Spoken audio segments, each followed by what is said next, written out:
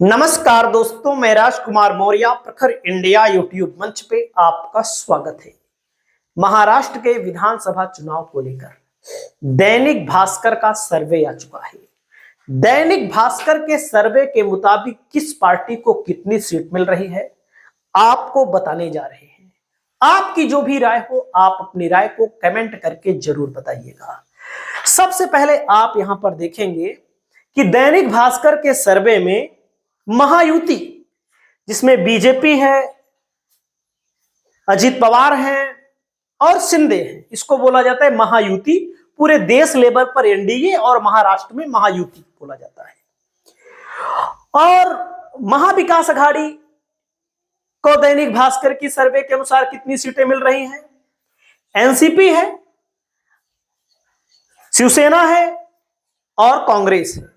इसको पूरे देश के लेवल पे इंडिया बोला जाता है और महाराष्ट्र में महाविकास अघाड़ी। तो सबसे पहले महायुति का यहां पर सर्वे देख, बीजेपी को 80 से 90 सीट यहां पर बताया गया है।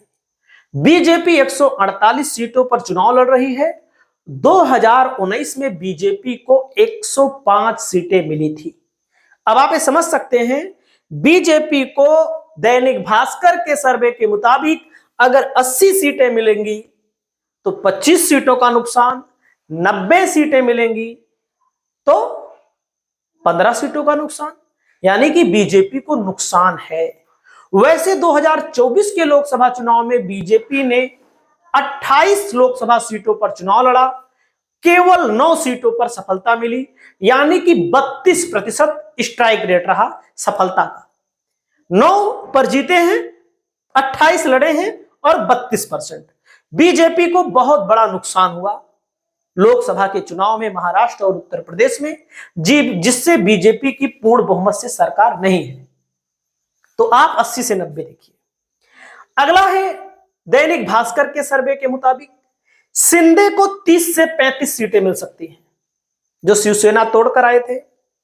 शिंदे ने अच्छा प्रदर्शन किया लोकसभा के चुनाव में, 15 सीटों पर लड़ करके 7 सीटें इन्होंने जीती, यानी कि 47% स्ट्राइक रेट रहा शिंदे का। तो शिंदे को 30 से 35 सीटें मिल सकती हैं, ऐसा दैनिक भास्कर ने कहा है। आगे है दैनिक भास्कर के सर्वे के मुताबिक एनसीपी अजित पवार को 15 से 20 सीटें मिल सकती हैं। लोकसभा के चुनाव में 4 सीटों पर दैनिक अजित पवार लड़े, केवल 1 सीट 25% सफलता का स्ट्राइक रेट रहा, यानी कि बीजेपी महायुति गठबंधन के अंदर सबसे अच्छा स्ट्राइक रेट रहा किसका? शिंदे का 47%, 2 नंबर पर बीजेपी 32%, 3 नंबर पर एनसीपी अजित पवार केवल 25%। सबसे खराब इन्हीं का रहा। अगला नंबर आता है दैनिक भास्कर में के अनुसार 288 सीटें हैं महाराष्ट्र के अंदर। दैनिक भास्कर के अनुसार महायुति को कम से कम 125, अधिक से अधिक 145, यानी कि बहुमत के करीब यहां पर बताया गया है, बहुमत बताया गया है यहां पर। अब आगे देखिएगा, आगे का आकलन क्या है। दैनिक भास्कर का सर्वे कहता है कांग्रेस को 52 से 65 सीटें मिलेंगी। बीजेपी ज्यादा विधानसभा सीटों पर चुनाव लड़ रही है, याद रखिएगा थोड़ी देर के लिए। 148, कांग्रेस 103 पर लड़ रही है। जाहिर सी बात है, जो ज्यादा लड़ेगा उसको ज्यादा सफलता मिलेगी, ज्यादा सीटों पर जीतेंगे।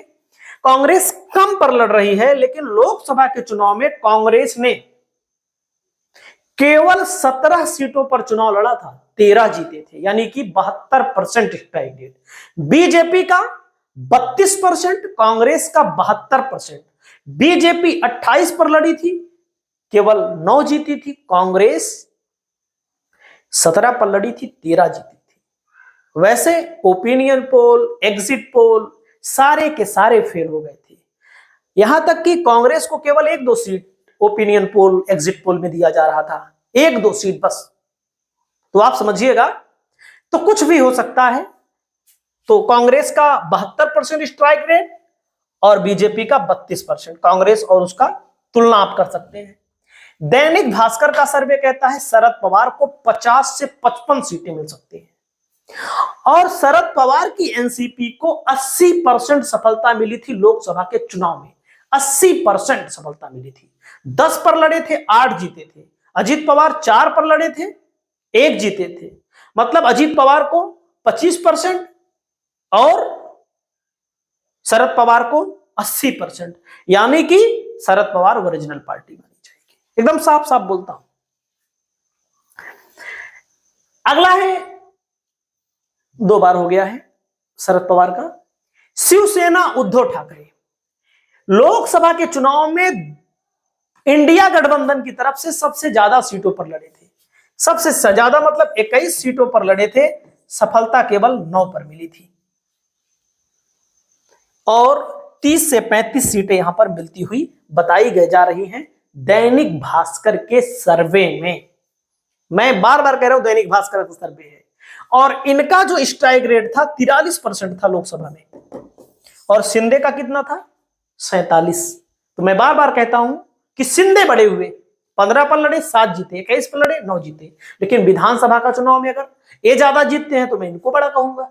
एकदम साफ साफ, जो ज्यादा परसेंट में रिजल्ट लेकर आएगा, भाई आप पढ़ने में बहुत तेज हो, कोई भी व्यक्ति कोई भी लड़का पढ़ने में बहुत तेज हो, लेकिन जब रिजल्ट आए विद्यार्थी का तो परसेंट कम बने तो हम उसको तो कम ही कहेंगे। शिवसेना उद्धव को कम कह रहे हैं इसीलिए परसेंट कम बना इनका, और शिंदे का 47, इनका 43, तो शिंदे को मैं आगे मानता हूं, बार बार कहता हूं। अब यहां पर दैनिक भास्कर के सर्वे में महाविकास अघाड़ी को 132 से 155 और महायुति को कम से कम 125, महाविकास अघाड़ी को 132 सीटें मिलती हुई बताई गई है, और महायुति को 145 और महाविकास अघाड़ी को 155। आपकी क्या राय है, आप लोग कमेंट करिएगा। बाकी दैनिक भास्कर के सर्वे में अदर को 20 से 25 सीटें मिलती हुई बताई गई है, अदर अन्य कंपनियों को, सॉरी अदर का मतलब छोटी छोटी पार्टियां जो अलग लड़ रही हैं, जो निर्दलीय लड़ रहे हैं, निर्दलीय भी 20 से 25 सीटें यहां पर बताए गए हैं। कहीं ये ज्यादा तो नहीं दे दिया गया है, कुछ जगहों पर 10 से 15 बताया जा रहा है, कुछ जगहों पर 10 से 15 बताया जा रहा है। और वहीं पर जैसे एनसीपी है, उद्धव अजीत पवार वाली, जैसे इनको दिया गया है 15 से 20 सीट, कुछ जगहों पर 7 से 15 बताया जा रहा है। तो ये चीज है। उसके अलावा लोकपोल का सर्वे आया हुआ है, लोकपोल के सर्वे में इंडिया गठबंधन को बढ़त है। यहां पर जो बैलेंस है, यहां पर देखो महाविकास अघाड़ी को 132 दी जा रही है कम से कम, इसका मतलब, और महाविकास अघाड़ी के सामने महायुति को 125, 132 में ज्यादा अंतर रहे नहीं, इसका मतलब क्लोज फाइट है, कुछ भी हो सकता है। और आप जाइए अधिकतम में तो 155 महाविकास अघाड़ी को, 145 महायुति को, दोनों में क्लोज फाइट, कम से कम में भी ज्यादा से ज्यादा में भी। चुनाव का रिजल्ट क्या होगा ये तो 23 तारीख को पता लगेगा। ये रहा दैनिक भास्कर का सर्वे। नमस्कार।